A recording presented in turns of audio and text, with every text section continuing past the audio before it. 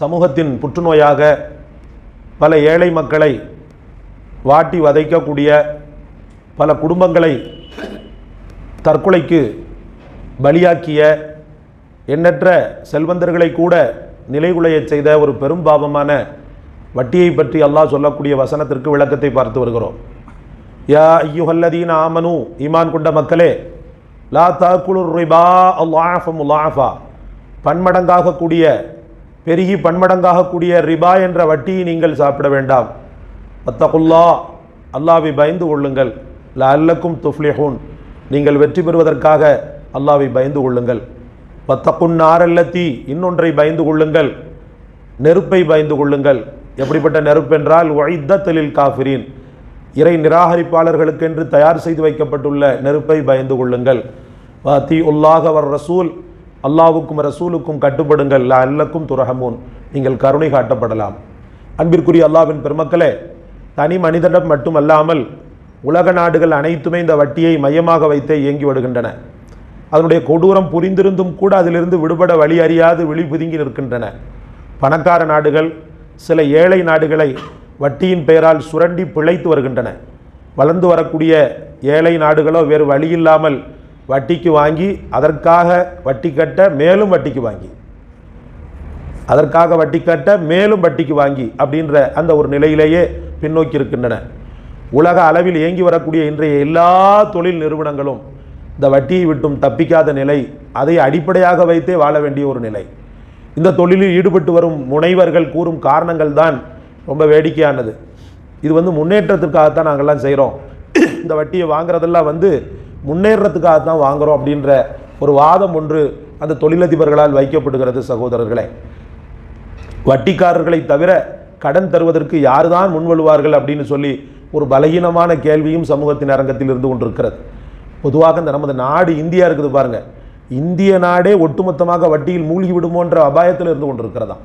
வாங்காத கடனுக்கு கடன் சுமையை சுமந்து கொண்டிருக்கக்கூடிய ஒவ்வொரு இந்தியர்கள், நான் நீங்கள் உட்பட எல்லா மக்களும், எல்லாருடைய தலையிலையும் ஒரு அமௌண்ட் கடனாக இருந்து கொண்டிருக்கிறது. காரணம் வட்டி.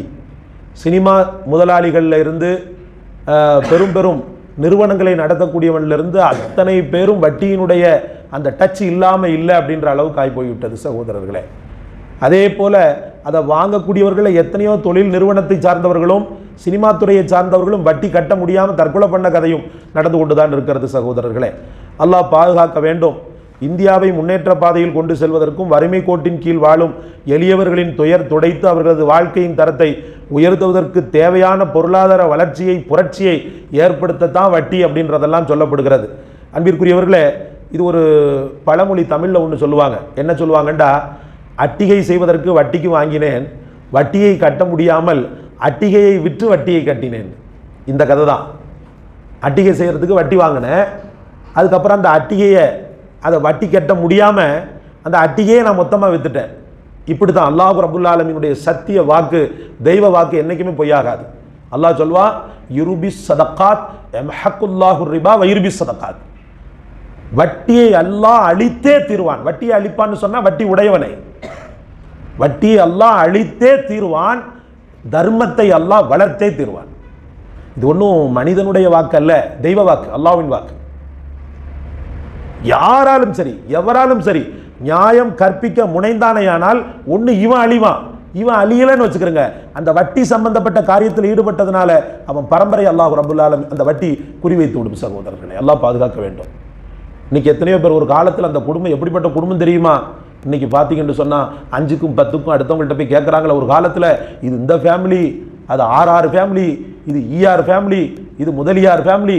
எல்லா மதத்திலையும், எல்லா இந்து, கிறிஸ்தவன், முஸ்லீம்கள், எல்லா மதத்தவர்களையும் சில காலங்களுக்கு பிறகு ஒட்டுமொத்தமாக அந்த பரம்பரையே ஒன்றுமில்லாத அளவுக்கு, அட்ரஸ் இல்லாத அளவுக்கு இந்த வட்டி அழித்தே தீரும் சகோதரர்களே.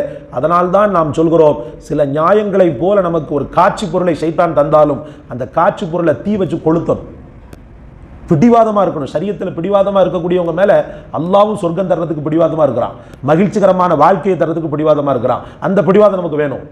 பிடிவாதம் ஏன் தளருது? ஒரு வீட்டை வாங்கி இன்றைக்கு நான் கண்ணுக்கு முன்னாடி பார்த்தேன், நம்ம கண்ணுக்கு முன்னாடி பார்க்குறோம். ஒரு சகோதரர் லோன் வாங்கினார், வாங்கி பகுதியே சொல்லிடுறேன். பட்டூரில் வீடு கட்டுறார். வீடுன்னு சொன்னால் ஆடம்பரமான வீடு. அதாவது அவருடைய சக்திக்கு ஒரு சின்ன மொபைல் கடையை வச்சுக்கிட்டு, அந்த மொபைல் கடையை வச்சுக்கிட்டு என்ன வருமோ அதுக்கு கட்டினா பரவாயில்லை. இவர் என்ன பண்ணுறாருன்னு சொன்னால் லோன் வாங்கி தடபுடலாக கட்டினார். மொபைல் கடையெல்லாம் எல்லா நேரமும் எல்லா காலமும் வியாபாரம் பிச்சுக்கிட்டு போகணும்னா சொல்ல முடியாது. சில பல நேரங்களில் பக்கத்தில் ஒரு அட்ராக்ஷனாக ஒரு கடை போட்டான்னு வச்சுக்கிறோங்க, எல்லாரும் அங்கே போயிடுவாங்க. ஏன், இவர்கிட்ட இருக்கக்கூடிய வழக்கமான வாடிக்கையாளர்கள் கூட அந்த அட்ராக்ஷனாக இருக்கக்கூடிய கடைக்கு தான் போவாங்க. இன்னைக்கு பூர்வீகாவே திணறிக்கிட்டு இருக்கிறான், பார்க்குறோமா இல்லையா? ஏன்னா அவனை அடிக்கிறதுக்கு பிரியதர்ஷினின்னு ஒன்று வந்துட்டான். இன்னைக்கு ஒவ்வொரு மொபைல் கடையும் தங்களை முன்னிறுத்தி கொள்ள அவ்வளோ பெரிய மெனக்கெடல் தேவைப்படுகிறது. சும்மா எங்கே ஏப்ப சாப்ப ஒரு ஓரஞ்சாரத்தில் இந்த மொபைல் கடையை வச்சு இதன் மூலமாக நான் பொருளீட்டுருவேன்றது இவருடைய மனப்பாலை தவிர நடக்காது சகோதரர்களே. யதார்த்தம், வாழ்க்கை யதார்த்தத்தை நம்ம புரிஞ்சுக்கிறணும். அதிகப்படியான லோன் வாங்கி வீடை கட்டி நல்ல அழகான முறையில் எல்லாமே பண்ணார். தன் தாய் தாப்பனுக்குன்னு சொல்லி தனி ரூமு, தன் தாய் தாப்பனுக்குன்னு சொல்லி கீழ் ஃப்ளோரில் தனி ரூமு, அப்படி இப்படின்னு சொல்லி அன்பிற்குரியவர்களே ஒரு வருஷம் கூட நிம்மதியாக அவரால் வாழ முடியலை. 1.5-2 வருஷத்திலேயே வட்டியை மாதம் லோனை கட்டி அதுக்கப்புறம் கட்ட முடியாத நிலை ஏற்பட்டு அந்த வீடை அப்படியே ஏலத்துக்கு எடுத்துக்கிட்டான் சகோதரர்களே. சத்தியம் விட்டு சொல்கிறேன், கண்ணால் பார்த்ததுனால நம்ம சொல்கிறோம். கடைசி வரைக்கும் அவரால் நிம்மதியாக வாழ முடியல. இன்னைக்கு வாடகை வீட்டில் தாய் தகப்பனுக்கு ஒரு வாடகையை கொடுத்துக்கிட்டு அவரும் வாடகையை கொடுத்துக்கிட்டு நோன்பு காலங்களில் அல்லாஹ் பாதுகாக்கணும். நமக்கு தந்த அந்த ஒரு நிலை மாறி, ஹசரத் யாராவது உங்கள்கிட்ட சதக்கான்னு சொல்லிட்டு கொடுத்தாங்கன்னு சொன்னால் என்னை கொஞ்சம் கவனிச்சுக்கிறங்க ஹசரத்னு சொல்லி என்னிடத்துல ஃபோன் செய்யும்போது நான் அடைந்த மன உளைச்சலுக்கு அளவே கிடையாது சகோதரர்களே. ஏன்னா இது இறைவனுடைய வாக்கு, இந்த வாக்கு தப்பாது. இவன் என்ன குட்டிக்கரணம் போட்டாலும் சரி கடைசியில் ஜெயிக்கிறது அல்லாஹ்வா தான் இருக்கும். அதனால தான் நம்ம சொல்கிறோம், லோன் வாங்கி செய்யாதீங்க. குடிசைய ரப்புல் ஆலமீன் தந்தாலும் அந்த குடிசைக்குள்ள நிம்மதியான சுவாசத்தை நாம் விடுவோமே. அடிக்கடி சொல்வதுண்டு, பழங்கஞ்சி நல்ல வெங்காயத்தை போட்டு பிணைஞ்சி வச்சிருக்கிறாங்க, அது ஒரு 10 ரூபாய்க்கு எனக்கு கிடைச்சிருக்குது. ஆனால் எனக்கு பிரியாணி சாப்பிடணும் போல ஆசையாக இருக்குது. ஆனால் வட்டிக்கு வாங்கி தான் அந்த பிரியாணியை வாங்கணும்னு சொன்னால் அந்த பிரியாணி எனக்கு தேவையே கிடையாது, இந்த பழங்கஞ்சி எனக்கு ஐஸ் பிரியாணி. அன்பிற்குரிய அல்லாஹ்வின் பெருமக்களே, அதை நாம் புரிகிறது இல்லை சகோதரர்களே. வீட்டு லோன் அப்படின்னு சொல்லிட்டு பார்த்தீங்கன்னு சொன்னால் பல விளம்பரங்கள் மக்களை ஏமாத்துறதுக்காக காட்டப்படுகிறது. நீங்கள் எங்கள்கிட்ட லோன் வாங்கினீங்கன்னு சொன்னால் உங்களுக்கு பரிசுகள்லாம் இருக்குது, எங்கள்கிட்ட லோன் வாங்கினீங்கன்னு சொன்னால் தங்கம் இலவசம், எங்கள்கிட்ட லோன் வாங்கினீங்கன்னு சொன்னால் உங்களுக்கு நிலம் இலவசமாக கொடுக்குறோம். அந்த அவுட்டர் சிட்டியில் யாருமே, அதாவது மக்கள் அதிகமாக புழங்கக்கூடிய இடம், எந்த டிஸ்டர்பன்ஸும் கிடையாது, உங்களுக்கு அங்கே இடம் தரணும்னு சொல்லி அவனை தலையில் மொசலா அரைச்சி அவனை எப்படியாவது அந்த லோனை வாங்க வச்சு அவனை அட்ரஸ் இல்லாமல் ஆக்கிறதுக்கு பல நிறுவனங்கள் சைத்தானிய வேஷம் போட்டு திரிகின்றன. மக்கள் தப்பித்துக் கொள்ள வேண்டும் சகோதரர்களே, இஸ்லாமியர்கள் தப்பித்துக் கொள்ள வேண்டும். என அவருடைய உள்ளத்தில் என்னைக்குமே இந்த ஆயத்து மட்டும் கனன்று கொண்டே இருக்க வேண்டும். யம்ஹக்குல்லாஹு ரிபா வ யுர்பி ஸதகாத். அல்லாஹ் தர்மத்தை வளர்த்தே தீர்வான், வட்டியை அழித்தே தீர்வான், நான் அதில் ஈடுபடும் போது என்னையும் அழிப்பான் அப்படின்ற அந்த ஒரு வார்த்தை அவனுடைய உள்ளத்தில் ஓடிக்கொண்டே இருந்தது என்று சொன்னால் நிச்சயமாக அவன் என்ன செய்ய மாட்டான், ஏமாற மாட்டான் சகோதரர்களே. அல்லாஹ் ரப்புல் ஆலமீன் பாதுகாக்க வேண்டும். நான் சென்ற காலத்திலேயே சொன்னேன், வட்டிக்கு வட்டி, டபுள் வட்டி, மீட்டர் வட்டி, நிமிட வட்டி, ஸ்பீடு வட்டி, ரன் வட்டி, தந்து வட்டி, தண்டல் வட்டி, தின வட்டி. படுபாவிங்க, இது அனைத்தும் பெயர்கள், அவன் சூட்டிய பெயர்கள், வட்டிக்கு சூட்டிய பெயர்கள். வட்டிக்கு வட்டி, டபுள் வட்டி, மீட்டர் வட்டி, நிமிட வட்டி, ஸ்பீடு வட்டி, ரன் வட்டி, தந்து வட்டி, தண்டல் வட்டி, தின வட்டி. இந்த அனைத்து ரக வட்டிகளும் ஏழைகளின் வாழ்க்கை தரத்தை உயர்த்துவதற்காக ஆய்வு செய்து கண்டுபிடிக்கப்பட்ட புதிய ரகங்களா சகோதரர்களே? கிடையாது. இதெல்லாம் ஏழையனுடைய வாழ்க்கை முன்னேற்றத்துக்காக இது அனைத்தும் கண்டுபிடிக்கப்பட்டிருக்கிறதா? இல்லை, ஒருவனின் வாழ்க்கையை அழிப்பதற்காக கண்டுபிடிக்கப்பட்டிருக்கிறது. கடைசியில் வட்டியை கட்டிடலாம், அதாவது சொல்லுவாங்க இல்லையா, பட்டு வேட்டி கட்டி விடலான்ற கனவுல வட்டிக்கு கடன் வாங்கியவன் இறுதியில் அவன் கட்டியிருக்கக்கூடிய கோவணத்தையே இழக்கக்கூடிய நிலைதான் ஏற்படுகிறது சகோதரர்களே. அதுதான் யதார்த்த நிலை, அதான் உண்மை நிலை. தீனுல் இஸ்லாம் இதை சொல்வதை கேளுங்கள். தீனுல் இஸ்லாம் ரொம்ப தெல்ல தெளிவாகவே சொல்கிறது. ஹஜ்ரத் இப்னு மஸ்ஊத் ரலியல்லாஹு அவர்கள் அறிவிக்கிறார்கள், மா லஹர ஃபி கௌமி ஸினா வல் ரிபா இல்லா அஹல்லு பி அன்ஃபுஸிஹிம் அதாபல்லாஹ். ரவாஹு இப்னு மாஜா. அன்பிற்குரிய அல்லாஹ்வின் பெருமக்களே, அபு யாலாவிலையும் இது இடம்பெற்றிருக்கிறது. விபச்சாரமும் வட்டியும் மலிந்து காணப்படும் சமுதாயம் தங்களை இறைவன் தண்டனைக்கு இலக்காக்கி கொள்கிறார்கள். விபச்சாரமும் வட்டியும் மலிந்து காணப்படக்கூடிய சமுதாயம் தங்களை அல்லாஹ்வின் அதாபிற்காக தயார்படுத்திக் கொள்கிறார்கள் அப்படின்னு சொன்னாங்க பெருமானார் ஸல்லல்லாஹு அலைஹி வஸல்லம். நம்ம வெல்றதுக்கு தயாரா இருந்துகிட்டு இருக்கிறான். ஏன் இந்த காரியம் எதற்கு? இந்த ரெண்டு காரியமும் ஒரு சமூகத்தில் இருந்தது என்று சொன்னால் அன்பிற்குரியவர்களே, அந்த சமூகத்தம் தரித்திரம் பிடித்த அலையும். பனி இஸ்ரவேலர்கள்னு சொல்லி ஒரு சமூகம் இருந்துச்சு. அந்த பனி இஸ்ரவேலர்கள்ல மூசா அலைஹிஸ்ஸலாமுடைய கவுமுகள் வந்து கொடிகட்டி பறந்தாங்க. அதாவது அவங்களுடைய கூட்டத்தில் இருந்தா அல்லாஹ் தஆலா நிறைய நபிமார்களை உண்டு பண்ணனா, அவங்கள ஜெயிக்கவே முடியல. என்ன பண்ணானோ தெரியுமா? ஒண்ணுமே செய்யல. அழிக்கிறதுக்கு வாழையெல்லாம் ஏந்தல. யூதர்களுக்கு பாருங்க, சைத்தான் பிடிச்சவன் கொஞ்சம் பேர் தான் இருப்பான், ஆனா அவனுடைய மண்டை இருக்குது பாருங்க, பல மக்கள் பல பீப்புளுடைய அறிவை வந்து அல்லாஹ் அவனுக்கு கொடுத்த மாதிரி அவ்வளவு மெயினுட்டா என்ன செஞ்சான், செயல்பட்டான். ஒண்ணுமே செய்யல. நல்ல மக்கள், அதாவது யுத்தத்துக்காக மூசா அலைஹிஸ்ஸலாம் கொண்டு போயிருக்கிறாங்க இல்லையா, கூட்டிட்டு போயிருக்கிறாங்க இல்லையா, அந்த மக்கள் தங்கக்கூடிய கூடாரம் இருக்கிறது அல்லவா, அந்த கூடாரத்துல படிச்சென்று தெரியக்கூடிய அழகிகள், பேரழகிகளை என்ன பண்ணாண்டா, முக்கால் நிர்வாணமா போ அப்படின்னு சொன்னான். விபச்சாரிகளை ஃபுல்லா கண்டெடுத்து நீ ஒண்ணுமே செய்ய வேண்டாம், அந்த கூடாரங்களுக்குள்ள மட்டும் நீங்க என்ன செய்யுங்க, யதார்த்தமா போற மாதிரி போங்கன்னு சொன்னா போனாங்க. போன உடனேயே இந்த படுபாவிகள் என்ன பண்ணிட்டான்னு சொன்ன, விபச்சாரம் செய்ய ஆரம்பிச்சான். உடனே பிடித்தது அழிவு, உடனே பிடித்தது அழிவு. அதற்கு மூசா அலைஹிஸ்ஸலாம் கொஞ்சம் நெஞ்ச பாடுபடுத்தல. யாரு? யூதர்கள் இல்ல, அவங்களுடைய சமூகமே, அவங்களுடைய பனி இஸ்ரவேலர்களே கொஞ்சம் நெஞ்ச பாடுபடுத்தல. சகோதரர்களே சொல்லுவாங்க, இந்த எந்த இடத்தில் விபச்சாரமும் எந்த இடத்தில் வட்டியும் இருக்கிறதோ அந்த இடத்துல பரக்கத்துக்கு வேலையே கிடையாது, பரக்கத்துக்கு வேலையே கிடையாது. ஒருத்தர் திருந்தி வாழ்றாருன்னு சொன்னா அதுக்காக அவர் விபச்சாரர் அப்படின்னு சொன்னா கடைசி வரைக்கும் அப்படின்னு இல்லை, அவர் மனம் மாறி வாழ்ந்துட்டாருன்னு சொன்னா அந்த பரக்கத்து பழையபடி ஒட்டிக்கும். இல்ல தன் வாழ்க்கை விபச்சாரத்திலேயே தொடரட்டும் என்ற நிலைப்பாடோடு இருந்தாரையானால் அவர் பரக்கத்தை விட்டும் தூரமாகி விடுகிறார் என்பது அறிஞர்களுடைய கருத்தாக இருந்து கொண்டிருக்கிறது.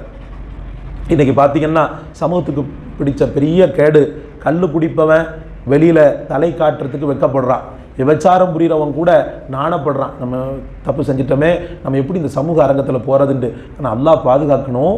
இந்த வட்டி லிங்க் உள்ளவங்க தலை நிமிர்ந்தவர்களாக வெளியில வர்றாங்க சகோதரர்களே, ஒரு அந்தஸ்து பெற்றவர்களாக வெளியே தெரிகிறார்கள். எப்படிப்பட்ட வட்டி? விபச்சாரத்தையும் அல்லாஹ் மன்னிப்பான், கொலையை கூட ரப்புல் ஆலமீன் மன்னிப்பான். காரணம் என்னன்னு சொன்னா, அல்லாஹ் தஆலா எந்த பாவத்திற்கும் இப்படி ஒரு பிரகடனத்தை செய்யவில்லை. ஃபஅதனு பிஹர்பி மினல்லாஹி வ ரசூலி. வேற எங்கேயாவது செய்கிறானா? விபச்சாரம் செய்பவனோடு நான் போர் புரிவேன். இன்னும் ஒன்னு சொல்லட்டா ஆச்சரியப்படுவீங்க, ஷிர்க் வைக்கிறவனை கூட அல்லாஹ் தஆலா இப்படி சொல்லல. வருதா ஹாஜி? ஷிர்க் வைக்கிறவனை கூட நீ எவனாவது ஷிர்க் வச்சேன்னு சொன்னா உன்னோடு நான் போர் பிரகடனம் செய்வேன் அப்படின்னு சொல்லவே இல்லை. ஆனா ஒருத்தனுக்கு மட்டும் அல்லாஹ் சொல்றான், வட்டியில் ஈடுபட்டாயானால், வட்டியில் ஈடுபட்டான்னு சொன்னா வட்டி வாங்குறவன் மட்டும் இல்ல, வட்டி கொடுப்பவன், வட்டி வாங்குபவன், வட்டி சாட்சியாக இருப்பவன், வட்டிக்கு வசூலிப்பவன், இந்த நால்வரும் இதில் கட்டுப்பட்டவர்கள். இதில் ஈடுபட்டால் ஃபஅதனு பிஹர்பின் மினல்லாஹி வ ரசூலி, அல்லாஹ்வோடும் அவன் ரசூலோடும் யுத்தம் புரிய தயாராக இரு.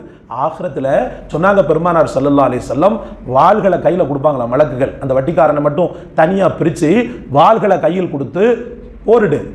ஏன்னா இப்போ போர் செய்கிற நேரம், அல்லாஹ் ரப்புல் ஆலமீன் வாள்களை கையில் கொடுக்க சொல்லியிருக்கிறான். நீ உன் வாள்களை கையில் பிடிச்சிக்கோ, பிடிச்சிக்கிட்ட உடனே அல்லாஹ் தஆலா உடனே அறைகோல் கொடுப்பான், கேடுகட்டவர்களே வாருங்கள், என்னோட யுத்தம் செய்ய வாருங்கள் என்று. அப்போ நல்லா புரிக்கணும், அவன் மேலே துளி கூட கருணையே படாதுன்னு அர்த்தம். உங்களுக்கு ஒரு எதிரியை பார்க்குற பார்வை வேற, மனம் திருந்தி உங்களிடத்துல வந்த ஒரு நபரை பார்க்குற பார்வை வேற. அவன் ஒரு காலத்தில் எதிரியா இருந்தான், மனம் திருந்திட்டான், வந்துட்டான். ஆனா ஒரு எதிரி காலம் முழுக்க நமக்கு தொடர்ந்து டார்ச்சர் கொடுத்துக்கிட்டே இருக்கிறான்டா, அவனை பார்க்குற பார்வை வேற. அப்ப இங்கே அந்த பார்வை தான் அல்லாஹ்விடத்தில் பார்க்கப்படுகிறது சகோதரர்களே. அல்லாஹ் ரப்புல் ஆலமீன் எல்லா காலமும் எல்லா நேரமும் நம் சமூகத்தை பாதுகாப்பானாக. ஒரு வேலை தெரியாத்தனமாக அதில் ஈடுபட்டு அதிலிருந்து மீள முடியாத ஒரு நிலைப்பாடோடு இருந்தால், தாயுள்ளம் கொண்ட ரப்புல் ஆலமீன் எத்தனையோ பாவங்களை எத்தனையோ பேருக்கு மன்னித்த ரப்புல் ஆலமீன் அவர்களையும் மன்னித்து கூடிய விரைவில் அந்த சாக்கடையிலிருந்து அல்லாஹ் அவர்களை எடுத்து அசுத்தத்தை சுத்தப்படுத்துவானாக. அல்லாஹ் நம் அனைவருக்கும் தௌஃபீக் செய்வானாக. அபிலாஷைகள், உல்லாச வாழ்க்கை, மேல் மிச்சமான வசதி வாய்ப்பை எதிர்பார்த்தல், இது போன்ற தகாத செயல்களில் இருந்து அல்லாஹ் பாதுகாப்பானாக. ஏன்னா இந்த செயல்கள் தான் வட்டி வாங்க வைக்குது. நான் சொன்னேன் இல்லையா, பழைய சோறு பிரியாணி இது போலதான். உல்லாச வாழ்க்கைக்கும் ஆடம்பரத்திற்காக தான் 175% வட்டி வாங்கப்படுகிறது சகோதரர்களே. பெரிய வீடா கட்டணும், பெரிய பங்களாவா கட்டணும், பெரிய அட்டாச் ரூமா கட்டணும் அப்படின்ற இந்த ஆசைகள் தான் வட்டிக்கில சென்று விழ வைக்கிறது சகோதரர்களே. அல்லாஹ் நம் சமூகத்தை நம்மையும் பாதுகாப்பானாக.